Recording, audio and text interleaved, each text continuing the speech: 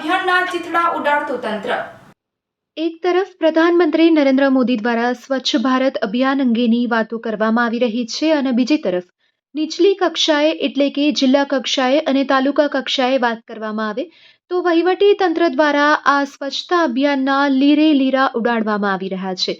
પ્રધાનમંત્રી હર ઘર શૌચાલય માટેનું અભિયાન ચલાવી રહ્યા છે અને વાત કરીએ અંજારમાં નાયરા પેટ્રોલ પંપ નજીક આવેલ શૌચાલયની કે આ શૌચાલય અત્યંત ગંદકીભરી હાલતમાં પડ્યું છે।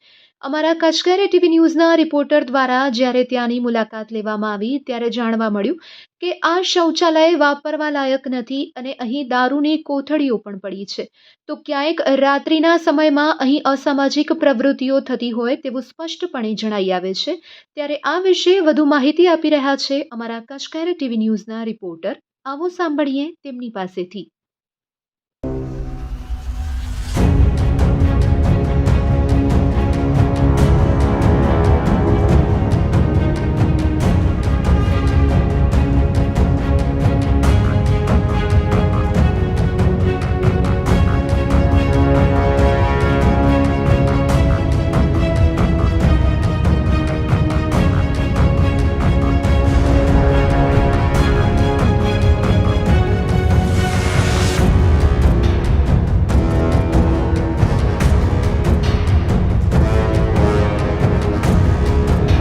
આજે કચ્છની ટીમે કોરલ સરોવરની બાજુમાં આવેલ જે શૌચાલય છે તેની મુલાકાત લીધી છે।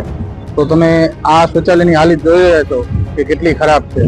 એક તરફ ભાજપ સરકાર વાતો કરી રહ્યા છે કે ભાઈ સ્વચ્છ ભારત અભિયાન, તો બીજી જગ્યાએ અંજારના જે સત્તાધીશો છે એ સ્વચ્છ ભારત અભિયાનના કેટલા ધજાગરા ઉડાવી રહ્યા છે તમે જોઈ રહ્યા છો।